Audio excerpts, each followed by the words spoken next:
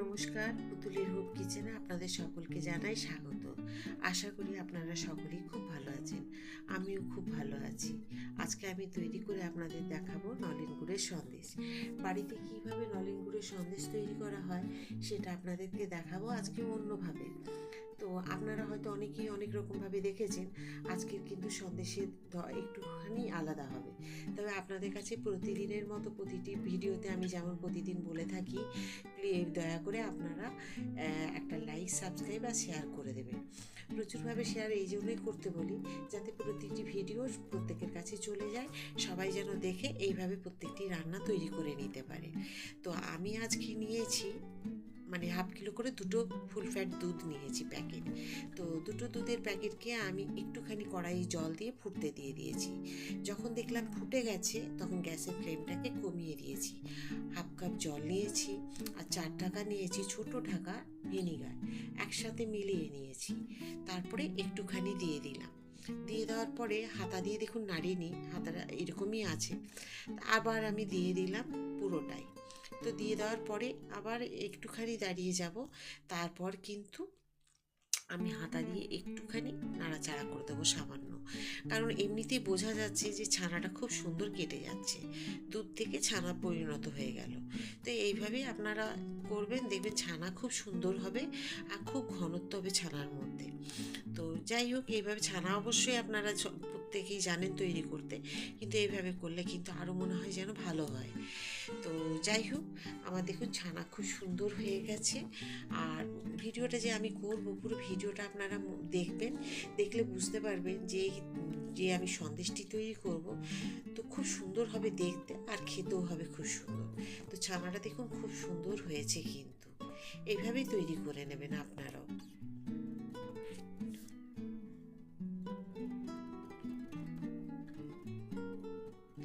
দেখুন কি সুন্দর হয়ে গেছে। আমি গ্যাসের ফ্লেমটাকে এখন বন্ধ করে দিলাম, আর কিন্তু ফোটানো যাবে না। আর গ্যাস বন্ধ করেও আপনারা তৈরি করতে পারেন, তাতেও কোনো অসুবিধে নেই।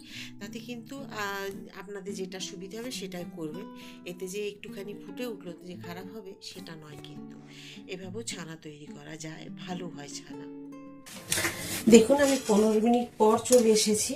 তো ছানা কি সুন্দর বসে গেছে দেখুন। তো এখন এখানে আমি ছেঁকে নেব।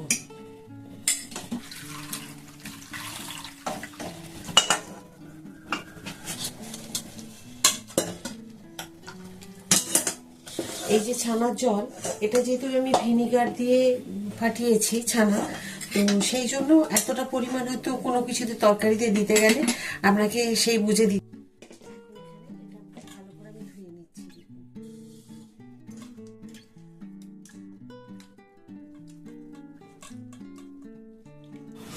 আমি দেখুন একটা ছাঁকনির মধ্যে এটাকে আমি ছেঁকে নিলাম, নিয়ে পরে এখন একটা কাপড়ের মধ্যে এইভাবে বেঁধে আমি খুব সুন্দর করে টাইট করে এটাকে একটা থালার মধ্যে এর মধ্যে দিয়ে আমি রেখে দেবো।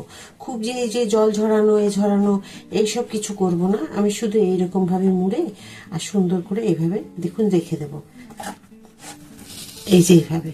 তো এখানে আমি দিয়ে দেবো একটা চাপা, এই যে আমার হামাল দিস্তাটা এভাবে চাপা দিয়ে দেবো, এতে যতটুকু জল পড়বে ঠিক পড়ে যাবে। দেখুন আমি ছানাটাকে নিয়ে নিয়েছি, তো কি সুন্দর শুকনো হয়ে গেছে দেখুন। ছানা আমি থালাতে নিয়ে নিয়েছি, দিয়ে দেব আমি 1 চামচ চিনির গুঁড়ো। আপনারা এমনি চিনি দিতে পারেন, যেটা আমাদের নর্মাল চিনি, তবে এটা আমার গুঁড়ো করা ছিল বলে আমি তাই দিলাম। আজকে আমি ভেবেছিলাম নলেন গুড়ের রসগোল্লা তৈরি করব।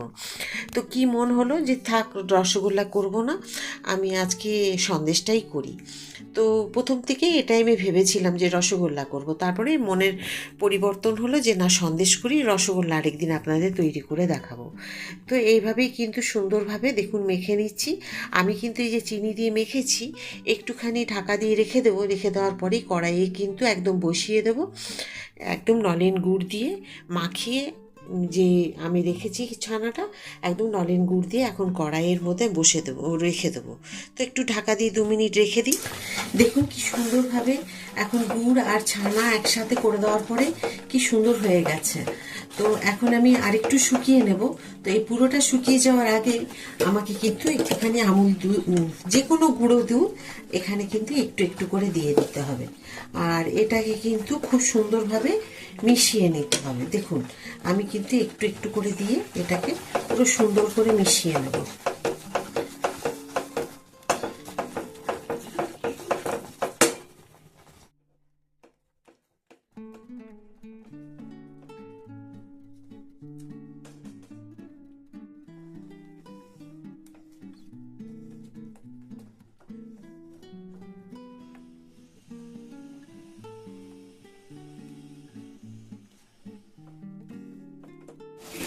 দেখুন এইরকম অবস্থায় আমি এটাকে এখন গ্যাসের ফ্লেমটাকে অফ করে রেখে দেব। তো দেখুন এখন কিন্তু এইরকম রাখা আছে। এটা কিন্তু একটু ঠান্ডা হয়ে গেলে এইরকম কিন্তু কাদা কাদা থাকবে না, একটু শুকিয়ে যাবে। দেখুন দেখুন এইরকম হয়েছে। এখন এটাকে পুরো আমি কেক টিনের মধ্যে ঢেলে দিয়ে এটাকে সেট হতে দিয়ে দেব।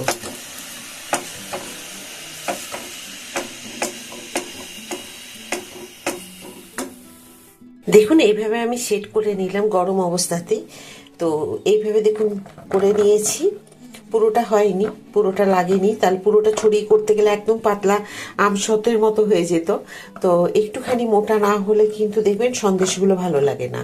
তো এইটা নলেন গুড়ের এই সন্দেশটা সত্যি কথায় অসাধারণ হবে খেতে। তো এটা আগে সেট হয়ে যাক, তারপরে আবার আপনাদেরকে আমি দেখাবো। তো এখন ঢাকা দিয়ে রেখে দিয়ে এটাকে সেট করার জন্য।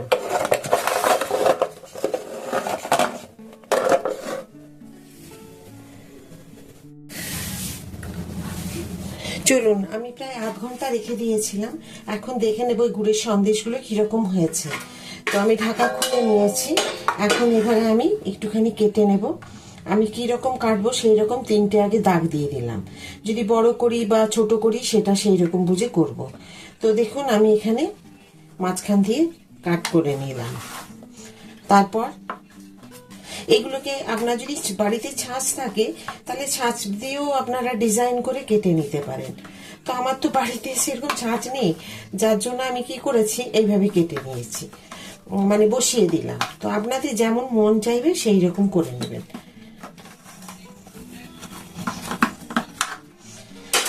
এতটা সুন্দর হয়েছে না, মানে কি বলবো বলুন। মানে নিজে করেছি বলে বলছি না, আপনারা দোকানে দেখবেন এইসব মিষ্টিগুলো আমরা কিনে খাই।